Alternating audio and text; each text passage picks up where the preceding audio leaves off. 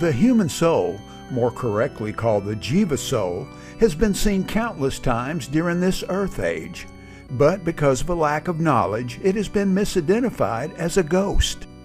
While ghosts do have a Jiva soul, they also have a ghost body, one that is similar to the body they left behind just before acquiring the ghost body. Most often, they are only seen in the area near where they died. One of the most famous examples of ghost hauntings in the past 200 years started around 1812 on John Bell Sr.'s farm in Robertson County, Tennessee. It's been known by many names, but probably the most known name is the Bell Witch.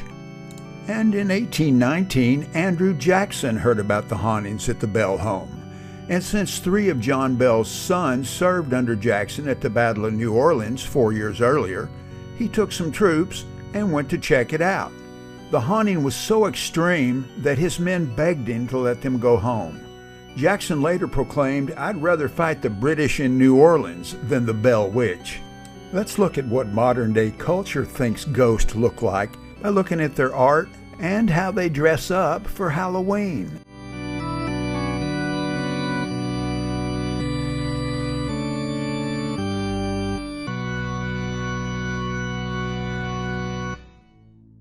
Now, before I show you the images, let's hear how the ancient Vedic scriptures describe the Jiva soul.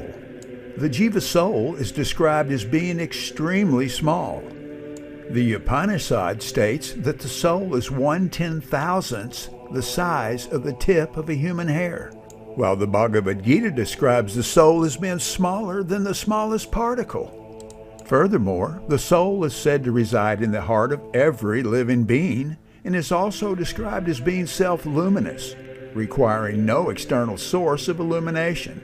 Its shape is described as being similar to the shape of an upside-down fingernail or even a bell. I can just imagine Vedic scholars scoffing and saying, "Now he's going to show us something he's already admitted can't be seen."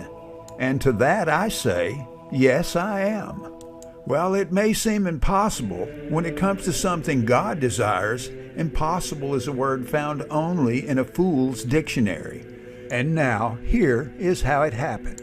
In December 1992, just before Christmas, I headed from my home in Texas to East Tennessee to surprise some old friends and attend a Christmas party at their family farm. That was on Christmas Eve. Then early on Christmas morning, I headed west to go back to Middle Tennessee to the small town I grew up in. I spent all of Christmas Day visiting with family and friends, and I went to some cemeteries to pay my respects to those I had waited too long to come home and see. Then early on December 26th, it was time to head home back to Texas.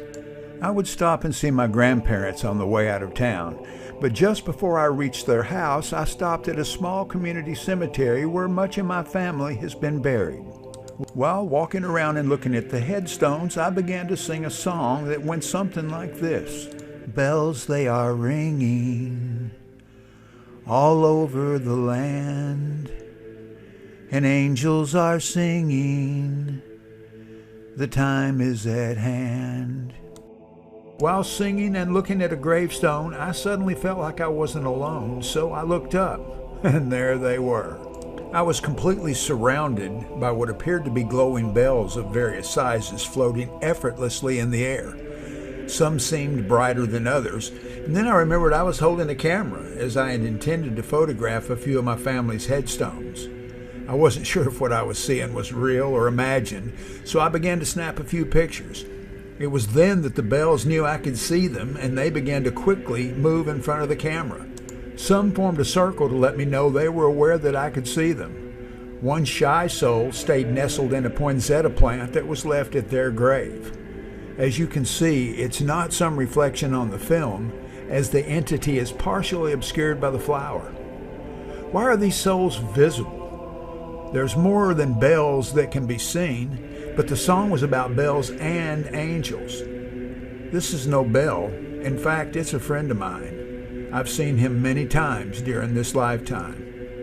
And there's another entity that used to frighten me for years, from the time I was 6 to 8 years old.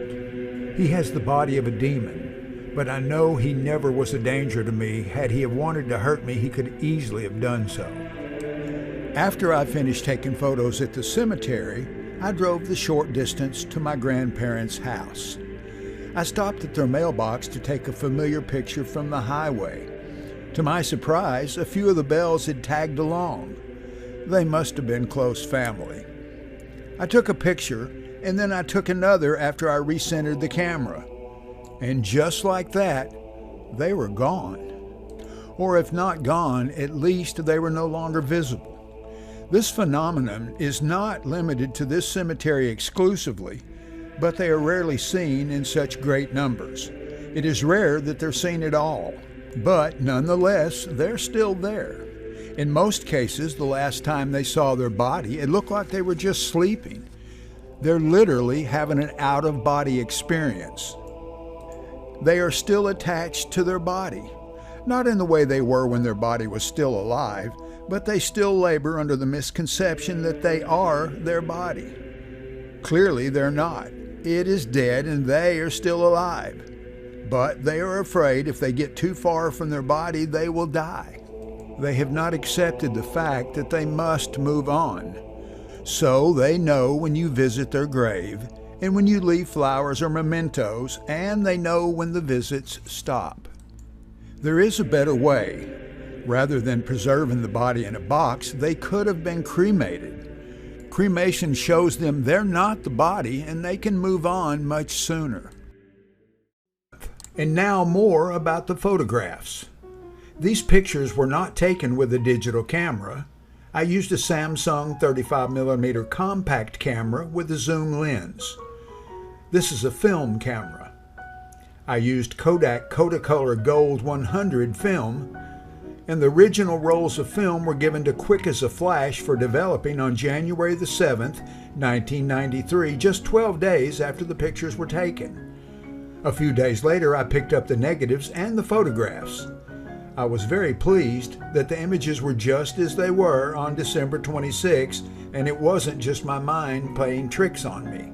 In order to verify that these were not a product of defective film or double exposure, I contacted a technician at the KODAK Laboratories and asked him if he would examine the negatives and tell me what he thought. He agreed to my request.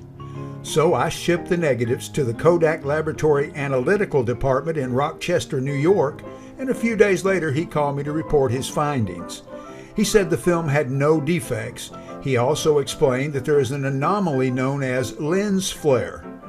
That is where a bright light flares through the lens and the aperture, making the shapes appear on the film. This is commonly known as sun ghosting. However, they are always the shape of the aperture when it happens.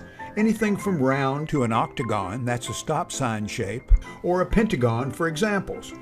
He laughed and said he's never seen a camera with a bell-shaped aperture. His conclusion was that the film simply recorded what was there. Once I received confirmation from the KODAK Laboratories that there were no known anomalies with the photographs, I sent the negatives to Dan at Accu-Vision in Nashville, Tennessee, to have 16-inch by 20-inch prints made of the photos. Then I took the negatives to Yvonne at Montgomery Photo Lab in Richarson, Texas, to have 8 by 10 enlargements made of the areas of interest, such as the shy soul hiding in the poinsettia plant. Once these enlargements were in hand, I was able to study the images more closely. By January 1995, I began to reach out to television programming. One such show was Sightings. I spoke with someone named Stephanie, who said she would be glad to look at the photos. I sent them next day delivery on January the 18th, and they were unceremoniously returned on February the 13th the next month. On January the 17th, 1995, Suzanne Lethner of CNN was contacted. She said she could not help me with these images that were overlaid in the photographs. Overlaid? She suggested some online forums. Dateline was contacted, no reply. ABC 2020? Nope. The Extraordinary? Unsolved Mysteries? Nada. MUFON? The Flying Saucer People? Nah. Modern-day media outlets have no concern for your immortal soul. Rather than cover what could be the most important story of the 20th and 21st centuries, they would rather cover mundane stories that in the grand scheme of things have absolutely no value. They lead you down the primrose path to your own destruction by wasting whatever small amount of precious time you have in this human body. They fill your head with nonsense stories about wars, stores, and sores, or stars, cars, and Mars, games, shame, and blame, or riots, rockets, and royals, none of which prepare you for what's next. Just think of all those agnostics and atheists that over the past 31 plus years have had to go to their graves to learn that they were wrong because they were not shown the evidence contained in this video. Well, we no longer need those Judas goat media outlets that are leading you to your demise. Finally, after 31 and a half years, the time is at hand.